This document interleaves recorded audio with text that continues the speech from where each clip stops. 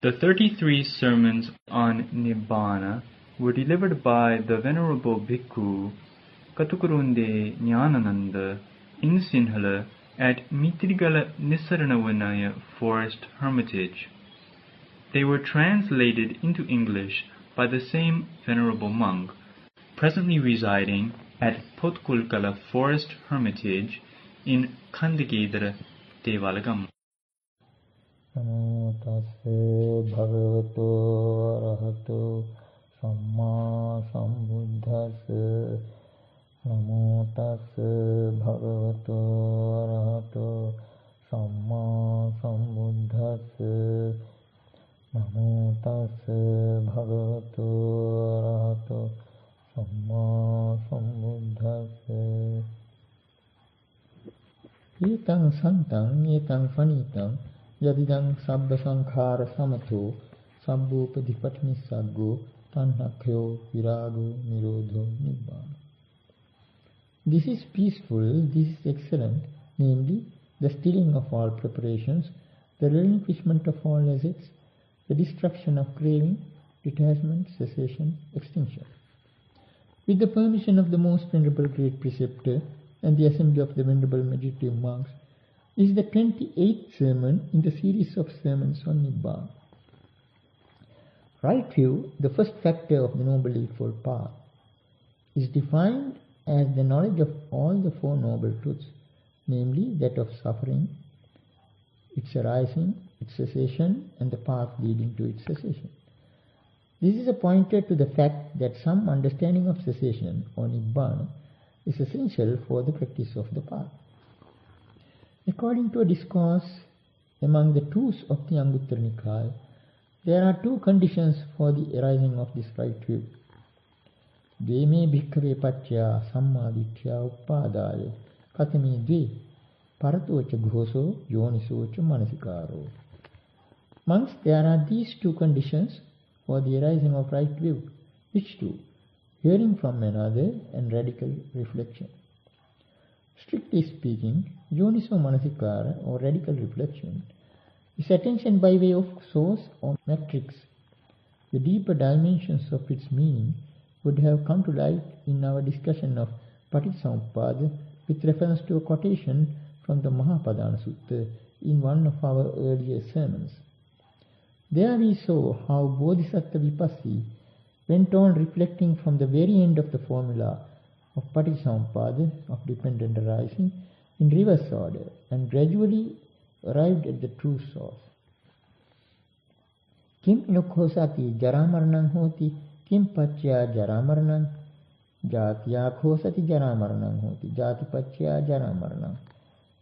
What being there does decay and death come to be? Conditioned by what is decay and death? Birth being there does decay and death come to be? Conditioned by birth is decay and death. In this way, he directed his radical reflection gradually upwards, beginning from decay and death, and at last came to the samsaric vortex between consciousness and name and form, which we discussed at length.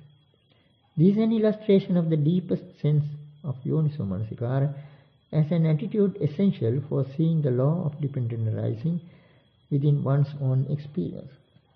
By now, we have already laid bare some first principles for the arising of this radical reflection in the form of similes like the magic show and the chess game. Those similes have illustrated for us the first principle that a thing originates from and its thingness depends on the psychological responses and mental traits of the person concerned. The magic show and the chess game have exposed the fact that the signs and symbols which we conceive to be out there owe their significance and symbolic nature to the deep-rooted psychological mainsprings of lust, hate and delusion. It was while discussing how the Suchiloma Sutta presents the question of radical reflection that we were forced to stop our last sermon. To the question of Yakha Suchiloma as to the source of lust, hate, delight and terror, the Buddha replied that they arise hence, from hence itself.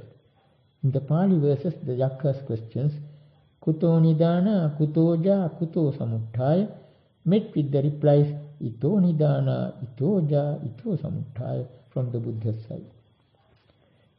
This ito, hence, means from within oneself. This is clear from the term atta sambhuta, self-begotten, in the reply given by the Buddha. It is to illustrate this self-begotten nature that the Buddha brings in the similes of the banyan tree and the malwa creeper. When the runners coming down from the branches of a banyan tree reach the ground and get rooted, after a time it will be difficult to distinguish the original trunk of the tree from its offsprings. So also is the case with the parasitic malwa creeper. When the seed of a malwa creeper takes root in the fork of a tree and grows up, it not only kills the tree, but also overspreads it in such a way as to obscure its origin. From these similes we can infer that the self-begotten nature of those psychological states are also generally overlooked or ignored. They are revealed only to radical reflection, to attention by way of source or matrix. That is why the Buddha emphasizes the need for discerning the true source. That it is an injunction directly relevant to the practice is clearly expressed in the last verse in the Suchilom Sutta. Yenang pajananti yato nidanang tenang vinodyanti sunohi yakha te duttarang ogamimang taranti atinna pubbam apunang bhavat. And they that know where from it springs, they dispel it. Listen, O yakha, they cross this flood so hard to cross, never crossed before, to become no more. The commentary takes the term yato nidanam in this verse as a reference to the second noble truth of craving. The term atta sambhuta is explained as arisen within oneself, attani sambhuta, but not much attention is given to it. However, if we are to elicit the deeper meaning of these lines, we have to take up for comment this term occurring in the preceding verse. We came across this term earlier too in our discussion of a verse in the Kosala Samyutta. Lobho doso cha moho cha purisang papachetasang hinsanti atta sambhuta tacha sarangva samphanam. Greed and hate and delusion too, sprung from within, work harm on him of evil wit, as does its fruit on the reed for which the bark is split. In this context too, the term atta sambhuta is mentioned. When we reflect deeply on the significance of this term, we are first of all reminded of the vortex simile we employed to explain the reciprocal relationship between consciousness and name and form in our discussion of the law of dependent arising, as stated in the Mahanidana Sutta at the very outset of this series of sermons. Atta Sambhuta, literally rendered, would mean originating from oneself, but this so-called oneself, conceived as a unit or center of activity, is actually based on a duality. The notion of a self is to be traced to an interrelation between two conditions, that is, the reciprocal relationship between consciousness and name and form, which we discussed earlier too. Vijnana pacca nama rupam, nama rupacca vijnana. Dependent on consciousness is name and form. Dependent on name and form is consciousness. As the Bodhisattva Vipassi understood through radical reflection, consciousness turns back from name and form. It does not go beyond. Pacchudavattati khoidam vijnanam nama rupam ha naparang gacchati. Here is a vortex, a turning round. The delusion or ignorance is the non-understanding of the reciprocal relationship between these two. The understanding of it is the insight into the true source of all defilements. To hark back to our simile of the chess game, this non-understanding is like the split into two sides. The two friends, quite amicably, prepared the chessboard and the pieces, but for them to play the game, there should be two sides. It is after this bifurcation and confrontation as two sides that the actual game starts with its vicissitudes of winning and losing. Preparations grow, yielding the consequences of wish fulfillments and disappointments to the competitors. This is the norm underlying this bifurcation. So ignorance is the non-understanding of the fact that the basis of this Atta Sambhava, or springing up from within, namely the dichotomy, is in fact a mutual interrelation between two conditions. In other words, the ignorance which gives rise to those preparations that go to create the vortex between consciousness and name and form is the non-understanding of the mutual interrelation implicit in this vertical interplay. That is why one is instructed in insight meditation to reflect on preparations relating to name and form.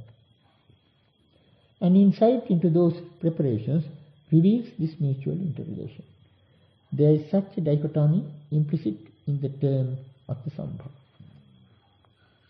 The commentary explains the correlative yato nidanam, whence arising, as a reference to tanha or craving. But it is actually an allusion to ignorance. The true source is non-understanding. That is why the Buddha, in presenting the formula of Patisampada, went beyond craving and placed ignorance at the head of the series of 12 links. Very often, the commentators mention this as a possible point of controversy. But the real reason for its precedence is the fact that ignorance is more primary than craving as a condition. It is more basic than craving.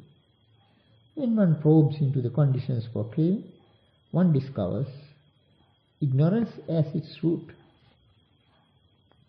That is why, in stating the law of Patisampada in the reverse order, the Buddha used the expression avijjayatve vasesa viraga nirodha, etc., with the remainderless fading away and cessation of ignorance, etc.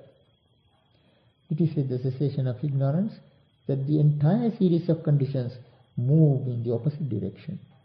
So ignorance is primary as a condition. We can explain this primacy in another way. Now, upadana is that grasping of the object of craving. Actually, it signifies a holding on to something. What gives the impression that the object of craving is something that can be grasped is a lack of a deep understanding of the principle of duality. Craving finds something to hold on to precisely because one presumes that there actually exists a thing to be grasped. That is how it gets object status. This way we can explain the basic reason for the recurrent birth in samsara as the non-understanding of the mutual interrelation between conditions. This sustains the notion of duality. There is a verse in the Mahaparinibbana Sutra which throws more light on the meaning of the term Atta Sambhava. The verse, which is found also in the section on the 8th in the Anguttara Nikaya as well as in the Udana, runs as follows.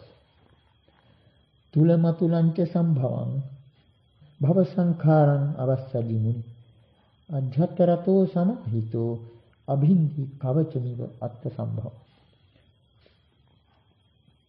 That preparation for becoming, the sage gave up, whence arise an equal and an unequal, inwardly wrapped and concentrated, he split like an armor, the origin of self. At the spot called Chapala Chetiya, the Buddha renounced the preparations pertaining to the lifespan and declared that he will attain Parinibbana 3 months hence.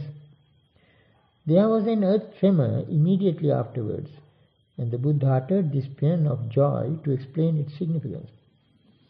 However, this verse has puzzled many scholars, both Eastern and Western. The commentators themselves are in a quandary. They advance alternative interpretations, particularly in connection with the riddle-like terms tulang atulang, as evidenced by the commentaries to the Digha Nikaya and Anguttara Nikaya. According to the first interpretation given, tulang stands for whatever pertains to the sense sphere. And atulang refers to the fine material and immaterial sphere. The second interpretation, prefixed by an or else, athava, takes tulang to mean both the sense sphere and the fine material sphere, and atulang to refer only to the immaterial sphere. In the third interpretation, tulang is taken to mean of little karmic result, and atulang to mean of great result. The fourth interpretation tries to tackle the difficult term in a different way altogether. Tulanti tulento tirento, atulancha sambhavanti, nibbanancheva sambhavancha. Tulang means comparing, determining. Atulancha sambhavan means nibbana and becoming. Here the word tulang is presumed to be the present participle. To add to the confusion, Nettipakarana advances yet another interpretation. Tulanti sankhara dhatu, atulanti nibbana dhatu. Tulang means sankhara element, atulang means nibbana element. It seems, however, that we have to approach the whole problem from a different angle altogether. The twin term tulang atulang most probably represents the principle of duality we have discussed at length in this series of sermons. Tulang and atulang in a pairwise combination convey the idea of equality and inequality as antonyms. The phrase tulang atulancha sambhavam is suggestive of that dichotomy which forms the basis of the self-idea. Atta sambhava, or the origin of the self-notion, is traceable to this dichotomy, which is like the two friends confronting each other in a game of chess. The two sides of the game may be taken as two halves of the same thing, standing opposite to each other. This is the tragicomedy of the situation. It is on these two halves, or this dichotomy, that the origin of the notion of self is based.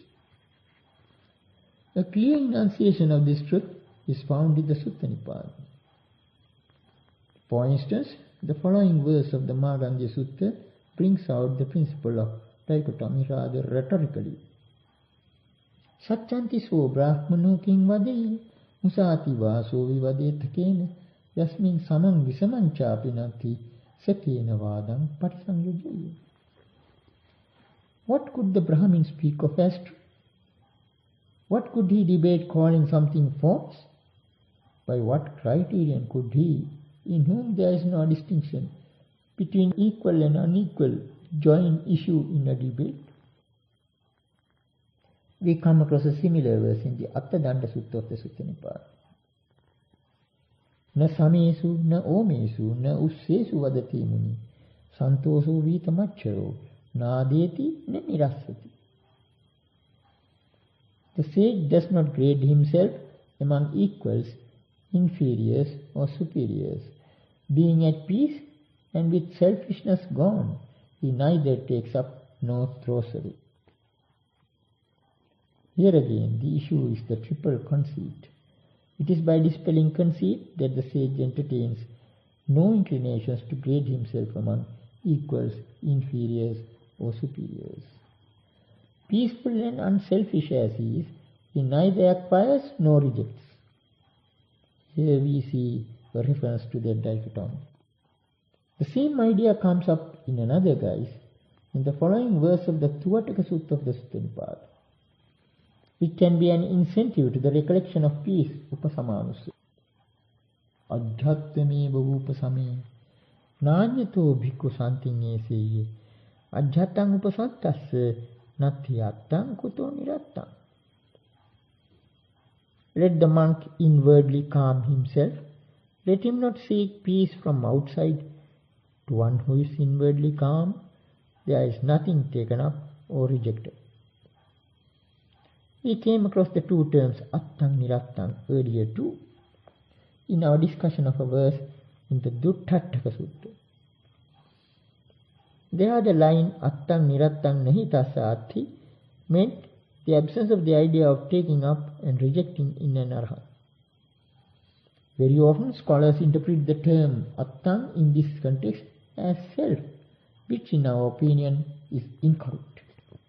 The phrase nadeti na nirasyati gives a clear hint as to the etymology of this term. It is derived from da, from root da, prefixed by a, giving adatta, which by syncopation becomes atta, which again by shortening of the vowel comes as atta.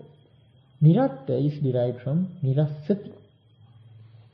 These two terms suggestive of duality remind us of the water pump as we mentioned in our discussion of the vortex.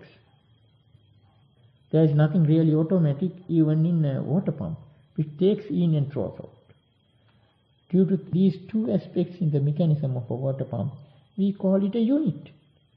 From the point of view of a water pump, it is capable of performing both functions. It is from this point of view that we attribute a unitary significance to it. In this very concept of a unit, one can discern the delusion involved. Delusion is the apex of the vicious triangle greed, hate, and delusion. Greed and hate are the two feelers directed from the apex delusion. Though we regard them as two functions, the taking in and throwing out are simply two aspects of the same function.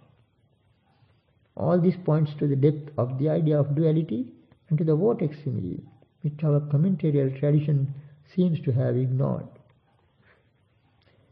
It is the same theme of duality that comes up in the first two lines of that cryptic verse of the Brahmana Vagga in the Dhammapada we had occasion to quote earlier. Jasa parang aparang va para parang navidyati. To that Brahmin, that is the Arahant, there is neither a farther shore, nor a hither shore, nor both. There is something extraordinary about this statement. Against this background, we can now advance a plausible interpretation to the puzzling verse we had quoted earlier in this discussion. The first two lines, Tulamatulanta Sambhavam, Bhava Sankharang Avasyadi Muni, could be understood as follows. The sage renounced the preparations for becoming, which give rise to a distinction between equal and unequal. That is to say, the Supreme Sage gave up those preparations productive of the dichotomy between the concepts of equal and unequal. Now that next two lines, Ajjhatarato Samahito Abhindi Kavachamiva Atta Sambhavam, could be explained as follows. Inwardly content and concentrated, he broke up the point of origin of self like an armor. This breaking up of the armor happened not at the moment he uttered this verse, but at the moment he attained perfect enlightenment. Then what is the provocation for making such a declaration at this juncture? The Buddha renounced the preparations pertaining to the lifespan, Ayu Sankhara, after several requests to that effect by Mara. It may seem that the Buddha bowed down to Mara's request and that he came under Mara's sway when he declared that the Tathagata's Parinibbana will take place 3 months hence. But the true implication of the verse in question is that the armor of Mara, the armor of self-origin, Attasambhava, has been broken down already, and as such is not within the clutches of Mara. Some scholars seem to identify this giving up of preparations for becoming, Bhava Sankhara, with the renouncing of preparations pertaining to the lifespan, Ayu Sankhara. But there is a distinction between these two. The former, that is Bhava Sankhara, are preparations productive of existence, which go to build up a bhava. These the Buddha had already done away with by breaching the samsaric vortex between Vijnana and Namarupa. Chinnang vattang navattati. The whirlpool cuts off worlds no more. Those eddies are no longer active in that consciousness. Preparations pertaining to the lifespan, Ayu Sankhara, have to be explained differently.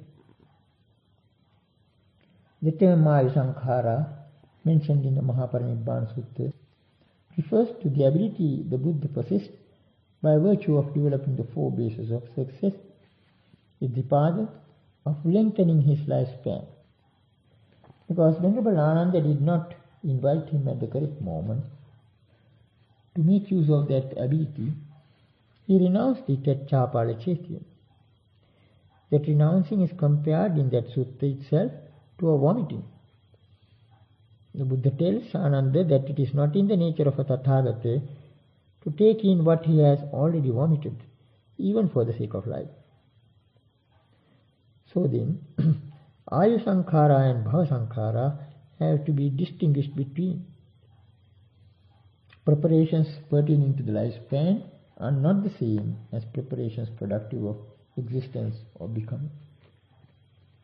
Understood in this way, it becomes clear that all the attachments, aversions, and delusions in the world stem from a non-understanding of the fact that the duality we have discussed so far is actually an interrelation. It is as if the two friends who amicably prepared the chessboard forgot their friendship when they confronted each other as two sides. This duality is a very subtle problem. The Buddha has pointed out how to resolve it through understanding by means of various meditation techniques. Perhaps the best illustration is the meditative attention by way of elements as stated in the suttas. I have already mentioned about this to some extent in a previous sermon while discussing the Dhatu Vibhanga Sutta. If we are to analyze this technique of meditative attention by way of elements from a practical point of view, we may cite the relevant section from the Mahahattipadokama Sutta preached by Venerable Sariputta. Addressing his fellow monks, Venerable Sariputta says, Katamacha uso patavidhatu, patavidhatu siya ajjatika siya bahira. Katamacha uso ajjatika patavidhatu, yang ajjattang paccattang kakhalang karigatang padinnang, sayatidang, kesa loma nakha danta tacho, mangsang naharu atti atti minjavakkang, hadayang yakanang kilomakang pisakang pappasang, antang antagunang udariyang karisang, yang wapana anyampi kinchi ajjattang paccattang kakhalang karigatang padinnang ayang uccata usu ajjattika patavida. Jacheva kohapana ajjatika patavida, yacha bahira patavidatu, patavidhatu revesa, tang netang mam, meso hamasmi, nemeso attati, evametang yathabhutang sammapanya datthabha. Evametang yathabhutang sammapanya disva patavidhatiya nibbindati patavidhatiya chittang virade. What, friends, is the earth element? The earth element may be either internal or external. What, friends, is the internal earth element?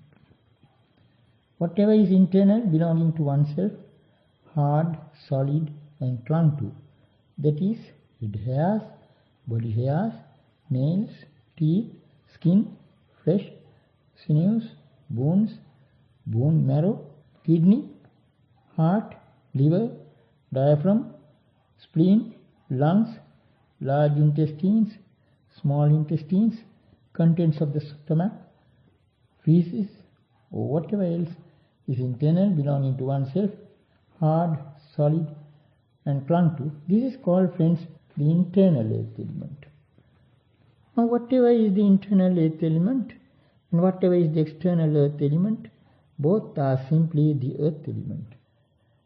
And that should be seen as it actually is, with right wisdom, thus: this is not mine, this I am not, this is not myself. Having seen it as it actually is, with right wisdom, one becomes disenchanted with the earth element, becomes dispassionate towards the earth element. Venerable Sariputta has not given here instances of the external earth element because it is obvious enough. That is, whatever is external to the body. A statement that is of paramount importance here is the following. Yacheva kuhapana jhatika patavidhatu, yacha bahira patavidhatu, patavidhatu revesa. Now whatever is the internal earth element and whatever is the external earth element, both are simply the earth element. When regarded as earth element, both are the same. This is the premise from which insight takes off. That should be seen as it actually is with right wisdom. Thus, this is not mine, this I am not, this is not myself. With this insight into the earth element with right wisdom, one gets disenchanted with it and becomes dispassionate. As we pointed out earlier too, the term viraga, usually rendered by detachment or dispassion, has a nuance suggestive of a fading away. Here the verb virajeti clearly brings out that nuance. Thus patavidhatya chittang virajeti seems to imply something like he makes the earth element fade away from his mind. We have already quoted such instances as pityacha viraga, with the fading away of joy, and avijja viraga, with the fading away of ignorance, highlight this nuance of the term viraga. In this context too, it seems the function of disenchantment, nibbida, is to see that whatever color the earth element had infused in the mind is made to fade away. This is a detachment as well as a decoloration. What then is the true purpose of resolving the distinction between internal and external with regard to the earth element? The purpose is the breaking up of the foundation for cravings, conceits, and wish. For me to acquire some object out of craving, that object has to exist apart from me, and I have to stand apart from it. The statement, "this is mine," presupposes a duality between me and mine. Similarly, the statement, "this am I," expressive of conceit, smacks of duality. For instance, one gazing at a mirror is imperceptibly involved in this duality when he tries to compare his face with its reflection on the mirror. This is the irony of the situation in ordinary life. But what we have here in this sutta is the opposite viewpoint. Not "this is mine," not "this am I," not "this is myself." What fosters this opposite point of view is the very absence of the distinction between the internal and the external. The fundamental basis for acquisition or measuring is gone. It is as if the unending game of chess with all its vicissitudes has ended in a peaceful draw. As a matter of fact, our entire samsaric existence is a chess game between the organic upadina and the inorganic anupadina. For instance, the four elements within this body, the grass par excellence or the clung to, and the four elements as nutrition and atmosphere are always in conflict in their game of chess. This chess game has as its vicissitudes the disturbances of the three humors, wind, bile and phlegm on the physical side, and greed, hate and delusion on the mental side. These disturbances are to a great extent the outcome of this false dichotomy. The task before a meditator, therefore, is the resolving of this conflict by a penetrative understanding of the mutual interrelation between the two sides, internal and external. When the gap between the two is removed, the mind becomes equanimous. We are told that the contemplation of the four elements is an effective means of developing equanimity. Among the parts of our body, there are some we pride on and cherish, Some others, like excreta and urine, we abhor and detest. When regarded as mere elements, attachment and revulsion give place to equanimity.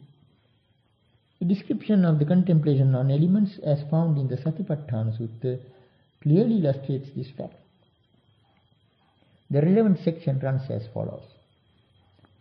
Punacha param bhikkave bhikkhu imameva kayan yathātitang yathāpanhitam dhātuso paccavekkhati athi masmin kāye pativi dhātu āpo dhātu tejo dhātu vayo dhātu ti. Sayathapi bhikkave dakho go ghātako va go ghātakante vāsī va gāvim vadhitva Chatum mahapate bilaso pati bhajitva nisinno as. Evameva ko bhikkave bhikkhu imameva kāyam yathātitang yathāpanhitam dhātuso paccavekkhati. Atti masmin kāye patavi dhātu, āpo dhātu, vayo, tejo dhātu, vayo dhātu. Again a monk reflects on this same body as it stands and as it is disposed as consisting of elements thus. In this body there are the earth element, the water element, the fire element and the air element. Just as a skilled butcher or his apprentice, having killed a cow, were seated at the crossroads with it cut up into small pieces, so too a monk reflects on this same body as it stands and as it is disposed, as consisting of elements thus. In this body there are the earth element, the water element, the fire element and the air element. It is noteworthy that the monk is instructed to reflect on this same body as it stands and as it is disposed. Imameva kāyam yathātitang yathāpanhitam. These words are particularly significant in that they do not imply an atomistic or microscopic analysis. The four elements are already there in the body, and though it is mentioned in brief here, in other discourses, the organic instances for each of them are described at length.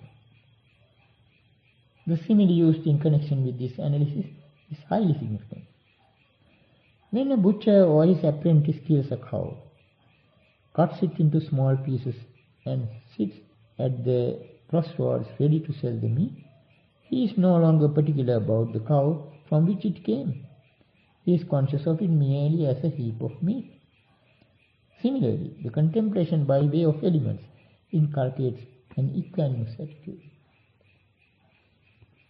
Just as the distinction between the upadinna and the anupadinna is suggestive of the duality between the organic and the inorganic, the distinction between ajjhat and bahiddha has relevance to the duality between one's own and another's. This aspect of the reflection on elements emerges in the summary-like section that follows. Ajjhattam va kāye kāyanupassi viharati, bahiddha va kāye kāyanupassi viharati, ajjhata bahiddha va kāye kāyanupassi viharati. In this way he abides contemplating the body as a body internally, or he abides contemplating the body as a body externally, or he abides contemplating the body as a body both internally and externally. Here too, the aim is to break down the dichotomy between one's own and another's. This contemplation is of a purpose to the extent that by it one realizes the fact that whether internal or external, it is just the four elements. This norm is succinctly expressed as yatha idam tatha etang, yatha etang tatha idam.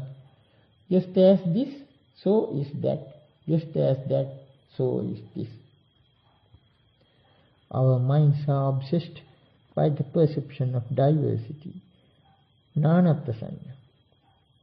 According to color and form, we distinguish objects in the outside world and give them names.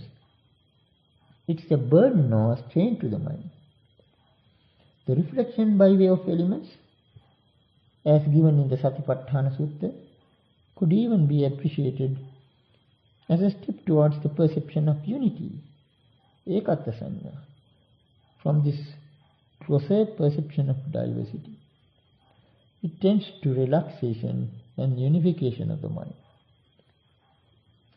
So the purpose of this reflection by way of the elements peculiar to the discourses is to look upon the elements as void, in accordance with the Buddha's advice, dhatuyo sunyato passa, look upon the elements as void.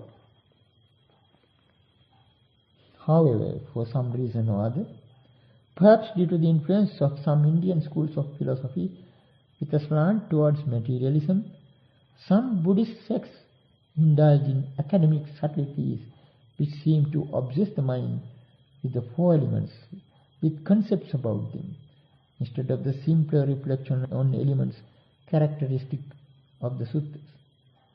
Originally, the purpose was to erase the four elements from the mind. The original purpose was to make the four elements the amorphous primaries which masquerade as form in the minds of beings for incalculable eons to fade away from the mind. But what happened later was to revel in metaphysical analysis, which more or less followed the way of thinking peculiar to materialism. It ended up in hair-splitting analysis, even literally, painting, for instance, the earth element in all the more vividly in the mind. We have to assess this academic trend against the original purpose, unbiased by the traditional predilection for it. It is no exaggeration to say that all this tended to obscure the path to Nibbana in the course of time. The Buddha's research was something entirely different. His research into the four elements took a completely different course. In the Nidana Samyutta of the Samyutta Nikaya, the Buddha proclaims the results of his research into the four elements. Patavidhatuyaham bhikkave asada pariyesanam acharim. Yo patavidhatuya asadu tadajjagama. Yavata patavidhatuya asadu panyayame so sudit. Patavidhatuyaham bhikkave adinava pariyesanam acharim. Yo patavidhatuya adinavo tadajjagama. Yavata patavidhatuya adinavo panyayame so sudit. Patavidhatuyam bhikkave nissarana pariyesanam acharim. Yang patavidhatuya nissarana tadajjagamam. Yavata patavidhatuya nissarana panyayame tang sudit. Monks, I went in search of their gratification in the earth element. Whatever gratification there is in the earth element, that have I found out. Whatever is the range of the gratification of the earth element, that have I well discerned with wisdom. Monks, I went in search of the danger in the earth element. Whatever danger there is in the earth element, that have I found out. Whatever is the range of the danger of the earth element, that have I well discerned with wisdom. Monks, I went in search of the stepping out from the earth element.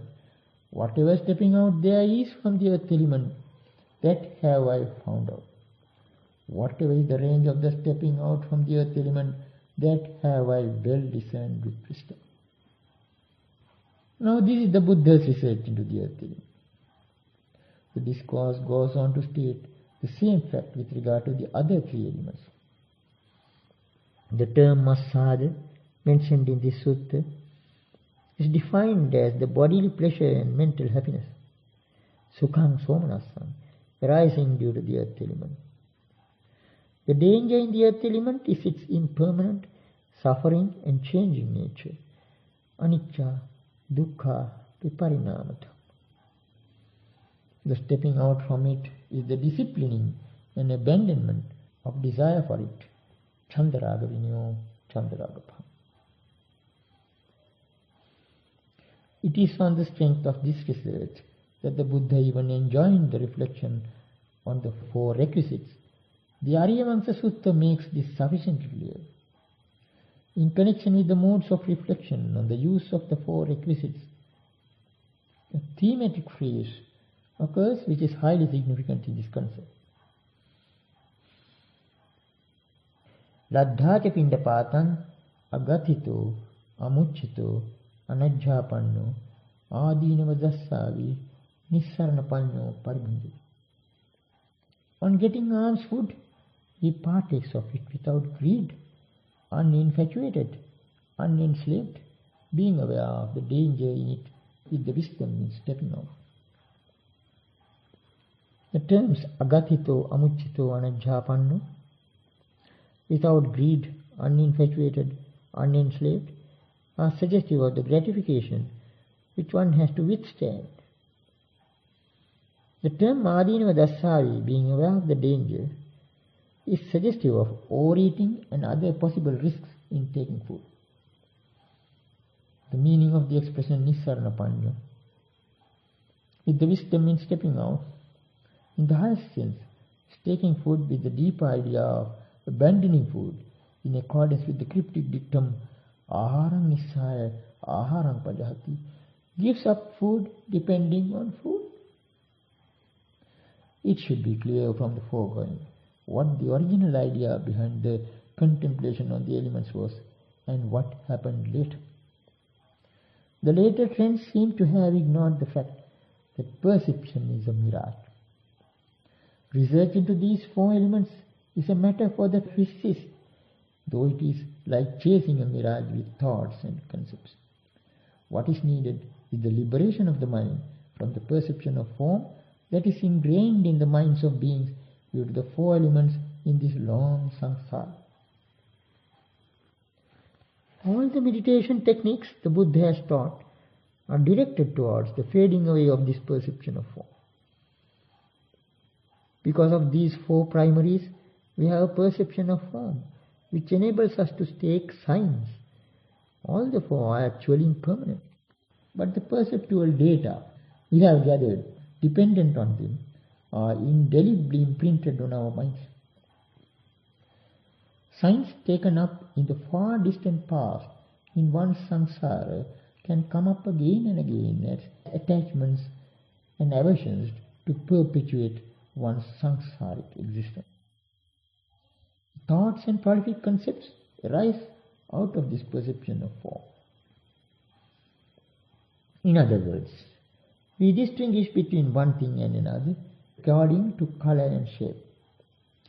By evaluating them through attachments and aversions, we allow them to get deeply rooted in our mind.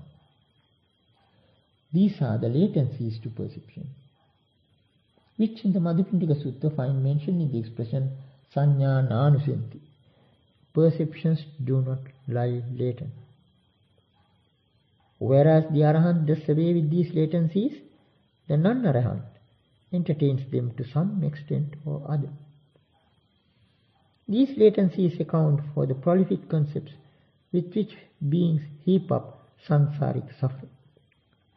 In order to loosen the hold of these signs on our minds, the perilous aspect of the four elements has to be emphasized. That is why the Buddha, in a number of discourses, described to the monks the impermanence of the four elements. It was not his intention to encourage any atomistic analysis. He preached about the impermanence of the four elements to expose the hollowness and vanity of this drama of existence, to erase the perception of form productive of this drama from the minds of the beings. Now, sankhara is a term we often come across in the Dhamma. We happen to suggest a possible nuance of the term when we brought up similes relating to the cinema and the theatre. Sankhara is a term capable of comprehending the entire range of preparations that go to make up a theatrical performance. Now, the Buddha has related the story of this great earth in some discourses, but it is not an account of a scientific experiment, as our modern day scientists would offer.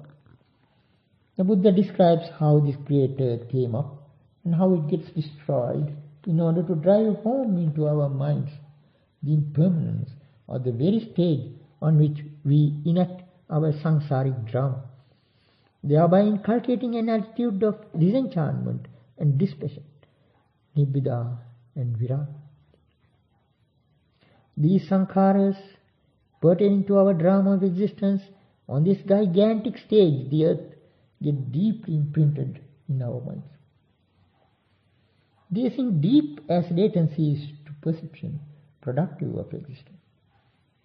It is to eradicate them that the Buddha has placed before us the story of this great earth in some discourses. By far, the best illustration comes in the Aggañña Sutta of the Digha Nikaya. According to it, at the beginning of this eon, the earth was immersed in a darkness and covered with water. The inhabitants were those who had come down from the Abhasar Brahma world. They were sexless, mind-made, feeding on joy, self-luminous, and capable of moving through the air. Manomaya, Piti Bhakka, Sayampabha, Antarikachala.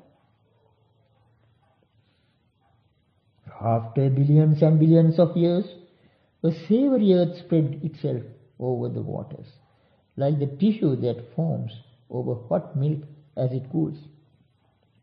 It was very sweet and tempting. Some being of a greedy nature, exclaiming, what can this be?" tasted the savory earth with his finger. Craving arose in him as a result of it. Others who saw him doing it did the same. Then they all began digging into the savory earth with their hands and eating it, with the result that their subtle bodies became gross, hard, and solid. Craving also increased, and their minds became rougher and coarser. The environment changed in unison, becoming grosser and grosser. So we have here the perilous aspect. As the perils became manifest, the watery earth grew in solidity, and the simple life grew in complexity.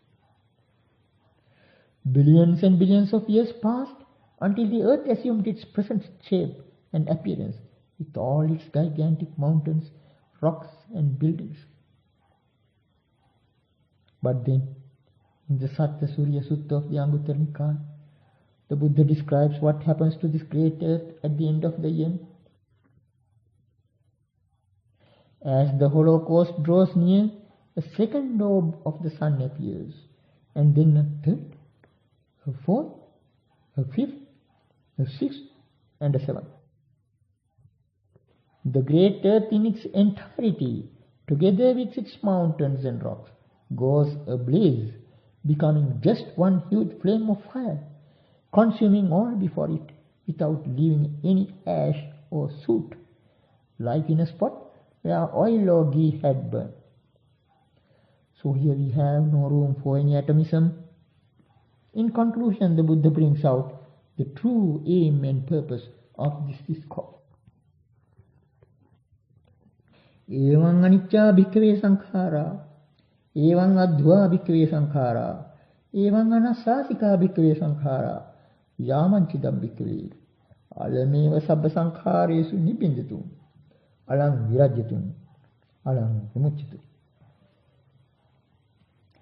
So impermanent monks are preparations, so unstable monks are preparations, so unsatisfying monks are preparations. So much so, monks, this is enough to get disenchanted with preparations. This is enough to get dispassionate with them. This is enough to get released from them.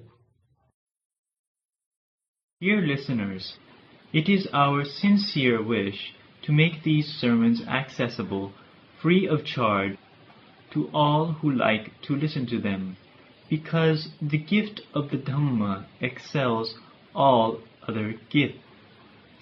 We therefore encourage